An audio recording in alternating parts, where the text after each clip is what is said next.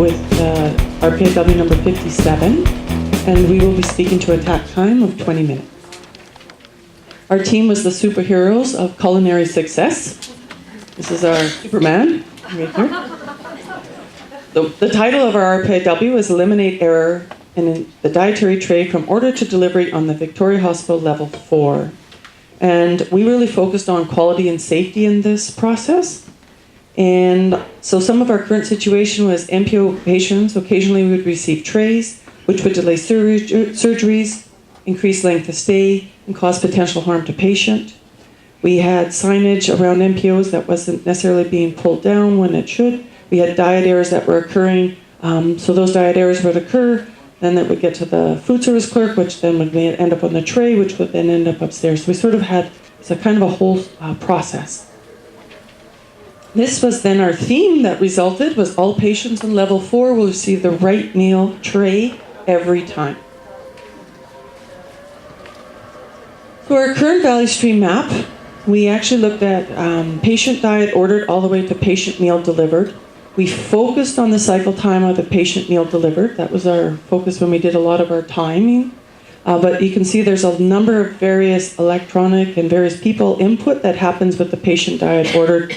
And along the way, there was a total of 19 Kaizen bursts that we identified. So our lead time originally on our current value stream map was 3 hours, 12 minutes, and 57 seconds. Because we're focusing on quality and safety, we actually weren't looking to reduce our time. We saw the opportunity that may increase. And when we talk about the cycle time, I'll sort of show you where. So we used a number of tools to gather metrics for our story. So this was some PQA data on the diet errors. So each day that we did do some time observations, there was errors that occurred. And we were looking at lunchtime specifically. Our fishbone also identified 29 contributory factors that were happening, or our value stream map. As I said, we did some number of time observations, looking at the actual cycle time of the meal being delivered up and on the unit and then back down to the dish room. So, and the time allotment there is actually 15 minutes per delivery person, so a total of 30 minutes. And we left that cycle time as an opportunity. So our initial cycle time was, look up there, 23 minutes and 29 seconds. So we saw that as increasing if we're going to focus on improved quality and improved safety.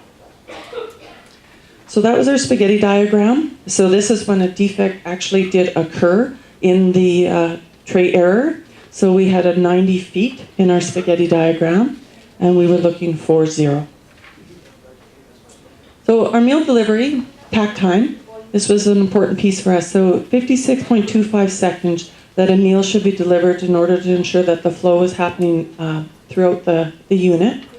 What we found is that our food service worker A and food service worker B, the cycle time was 25 seconds for one and 31 seconds for the other. So here's our tack time. So we did see where we could do the improvement for quality and safety and not disrupt our tack time at all. But when we did have a defect, it was 1 minute and 36 seconds. So there was definitely opportunity there.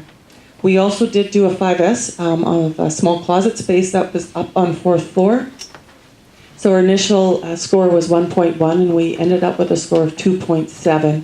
So we cleaned up the forms and the education materials that were in the area, and also made room for those monitor machines, many that were sitting out in the hallway, and we sort of be able to move them into the closet. Putting a power bar up there so staff could actually reach still plugging in, even if there was additional monitors in front. And we created 2 pieces of work standard. One that talked about for the cleaning of the machines to ensure that that happened between patients, and then one for the replacement of the forms. Our project, our target progress report, traditionally a lot of them you're looking to have things come down and a couple pieces to go up, and some of ours kind of went the opposite because of the work that we were looking at in improving quality and safety. So our walking distance, we were looking for that to go down, but our lead time, we're actually looking for that to go up, which is a little bit different. Our quality, of course, we want the defects to go down, and also, put my page here. Our cycle time to actually go up. So as I said, it was 23.29. We're looking for it to go up to the full 30 minutes if needed. Good afternoon. I'm Jody Hazelwood, and I'm a patient family advisor, and I'm really happy to be involved with this group and on this project. I looked at the role of the food services clerk who goes to the ward and gathers a list of patients, their diet and allergies prior. Well, she gathers a list and of their diet and allergies prior to going up to the ward. This clerk then goes up to the ward, knocks on the patient's door, says her name and department, and then the food services clerk confirms the patient by name and then speaks to them about their likes, dislikes, allergies, and drink options. The patient is then given a copy of the week at a glance menu before the food services clerk leaves the room. That food services clerk records the answer, returns to the dietary office, and enters the data into the computer. And there is a work standard and training provided for this group.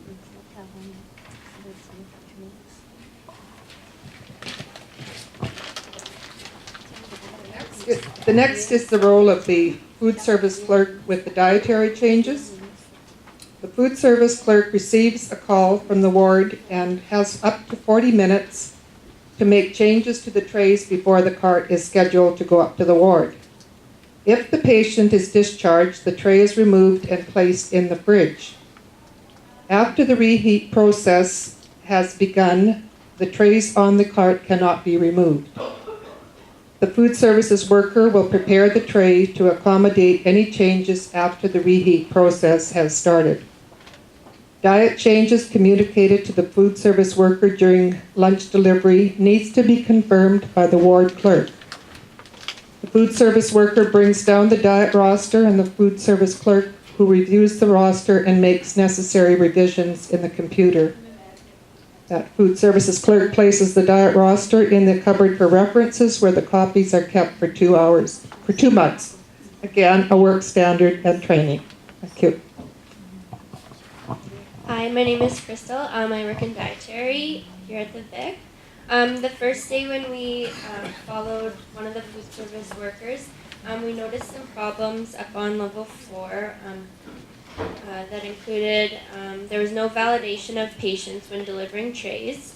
There was no social aspect when going into rooms. PPE was not always worn. There was no consistency of diets on patients' info SCM. And then when diet errors did occur, if they weren't always communicated to the diet clerk. So with those errors, we've implemented a work standard, and just to highlight a few of the things on here. So now when the food service worker goes up and delivers trays, the food service worker will now make note of changes in the diet roster, which is then brought down to the diet clerk. The food service worker will compare the tray ticket with the diet roster to make sure that they're delivering to the right patient. Before entering rooms, they check for any PPE precautions. When entering the room, the food service worker will identify who they are and then ask the patient for their if they have the correct name. And then once they are done delivering, they'll initial beside that patient that they gave them the correct tray. And then there's an example of one of the diet rosters that was done. And so there's changes made beside the patients and then the initial along the side after they have delivered the trays. And there's a multiple skills training schedule with that that they have until December 15th to do. Good afternoon, everyone. I'm Sheila, and I've been in the Dietary Department now for 6 years. My recent spot right now is I'm a dietary clerk. Some of the problems that we noticed on level 4 was there was some confusion as to who filled in the SCM ward, which is the big screen that you see when you walk right over there. Multiple calls were made down to the dietary office between the clerk and some of the nurses. They were calling down for the same person diet. So when you're busy and the carts are coming off and you're answering the phone, and it's for the same person, it can cause some disruption. How the diet changes were related down to the food service worker, and sometimes the diet roster upstairs was difficult to locate, sometimes on the level. So we have put in a work standard to rectify some of those issues where the ward clerk is now upstairs. She is responsible for taking care of their care plan, inputting information into the SCM, and also she is responsible for calling down to dietary, any of the changes. So we have also filled out a medical skills training, and you can see that 66% of the workers upstairs have been trained already, with the rest of them being trained before the middle of December. Thank you. Melissa? Hi, my name is Melissa Van Otterloo. I'm a registered nurse up on level 4. I'm the charge nurse up there. So three things actually we identified right away up with the nursing aspect is the diet rosters, like Sheila had mentioned, being updated by night shift, acquiring the physician's orders on diets post the NPO signage coming down after diagnostic imaging, and we noticed too just the changing of the NPO signage. So one thing, with that, the night shifts is actually where it actually all starts from the nursing side of things. We receive a diet roster on the evening. The remainder of the day shift will continue to update it, and then it goes into the night. So as night shifts processes orders, we update that, and we've now developed the work standard where the night charge will fax that diet roster down. We gave them a time at 4:30 a.m. that allows the food service clerk to process the changes.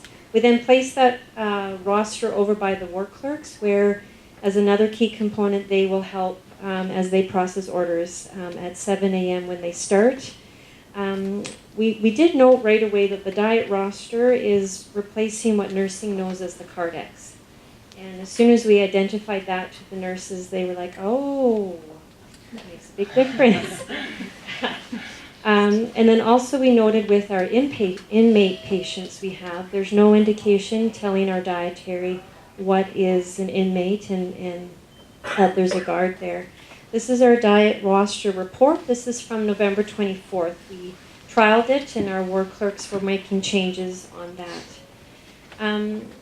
When we take our patients, when it comes to diagnostic imaging, we are divided our nursing team into side 1 and side 2 of our hallways. So if our ward clerk tells our nurse on side 1 that your patient's ready, the nurse will go, they're all assigned, but that nurse will go get that patient and bring them back. So what we found was that the nurse went and got the patient for their colleague, but wouldn't make that effort or that extra step to call that physician sooner to let them know that patient's back.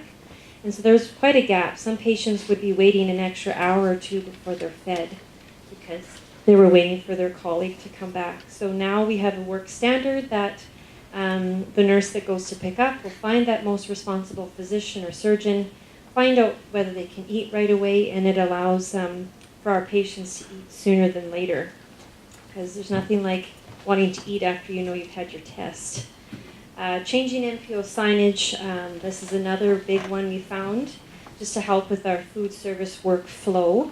So our floor nurses, after morning report, they'll do their walk as they normally do in the morning, but they'll also at that time check the NPO signage.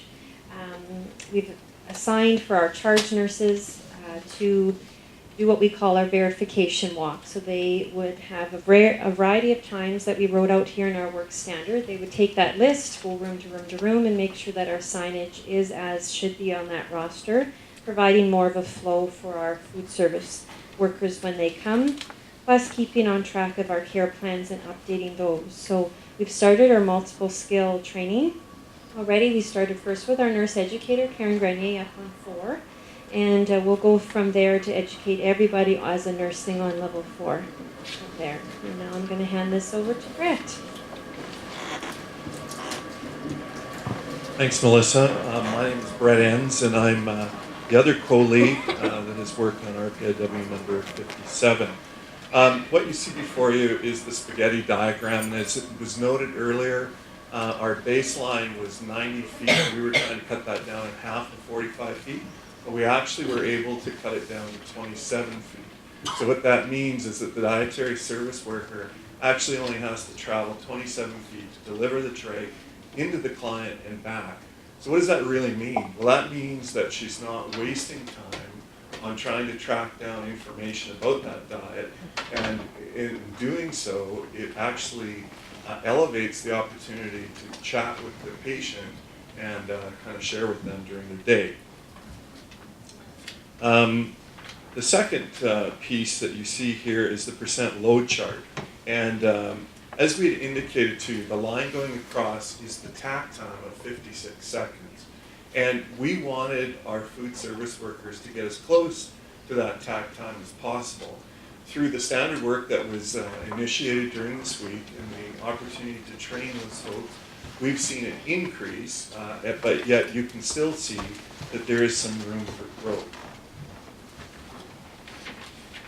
The standard combination work combination sheet is just another way of showing that increase in the overall time.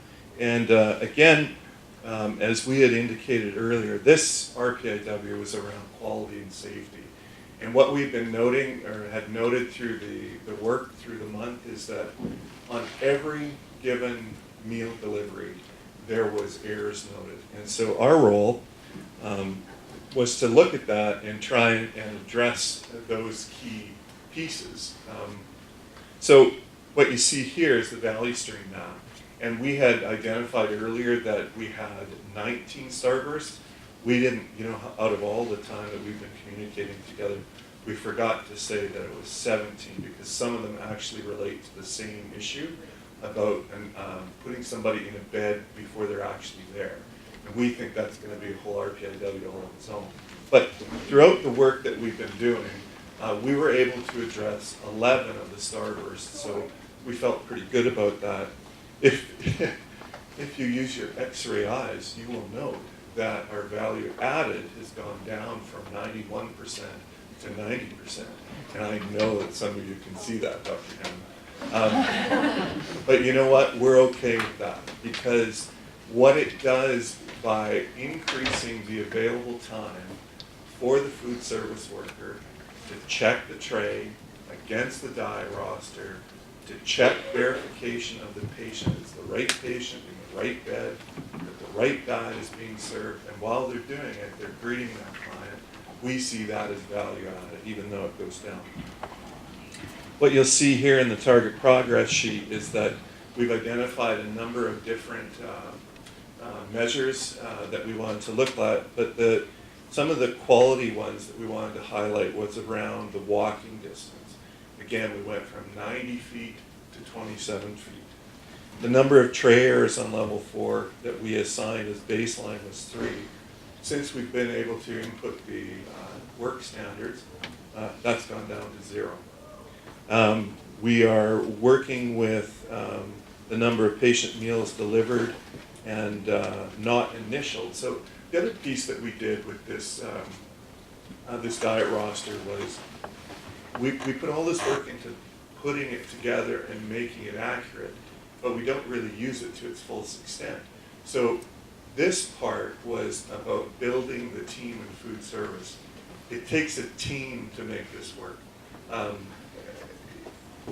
This was a complex process, and who thought that getting a meal from the kitchen to somebody in front of them was a simple process? It is anything but simple. And so what we've been able to do is to show them that they are as important as the nurse delivering medication. And so when they check and they initial that they've given the right tray to the right person, that's a quality and safety check. So that's another thing that we've done. Again, if you had your X-ray glasses on, you'd notice that the productivity has gone down. And again, that's about, we're okay with that because that adds quality and improves the experience for the patient. You'll see on our newspaper that there are a number of items, and we're not going to go through those. We've been able to address most of them, but the ones that are outstanding have to do with the continuation of training for the work standards to be fully implemented, and we see that as being the linchpin to making sure that this is a continued success. The workshop summary. Well, as I said, the diet roster, who knew that it replaced the Cardex, right? It wasn't big, so it wasn't identified as something that we needed to track of. Very important piece of paper. We recognized that there was not much significance given to it. Lots in generating, but not much significance given to it. So it touches 4 people, or 4 points, if you will. Their fingerprints are all over it. Nursing, the ward clerk, the food service clerk, and the food service delivery worker. And by putting into work standards the important pieces to connect those dots, we were able to make a human link, if you will, or connection between 2 computer systems. Computer systems are great when they work, but these 2, the one in dietary and our SCM, they don't talk to one another. So we need to build a human connection, and so those 4 people are doing that. We've initiated the 8 work standards, and through continuous improvement, we just see that just being stronger as the time goes on. So some of the lessons we learned, as Brett had mentioned, is that the 2 computer systems don't talk. We just realized this. So that's a big realization. The diet roster is very important, and like you said, it replaced the Cardex. The SCM program that the nurses use and the ward clerks use only had 8 options for diet. This week I learned there's 1,400. So we are lacking. Social relationship, important at the meal delivery. Of course, the safety aspect for infection control, your PPE, your hand washing, also very important at all times. And that the meal delivery is not isolated, but it requires a full team, as Brett, we've mentioned already. So as superheroes, we would like to thank a few people. Our nursing unit manager, Quentin Halcrow, our nursing educator on level 4, Karen Grenier, the nursing staff, the charge nurse on level 4, and our ward clerks, Sheila Pocha and Patty Albright. Our food service department, of course, our director of nutritional and food services, Darcy. Our IT department, our maintenance department, Albert and Joe. Our sponsor, Cheryl Elliott, our KPO support coach, Sam. And last but not least, our patient representative, Jody Hazelwood. Thank you and bon appetit.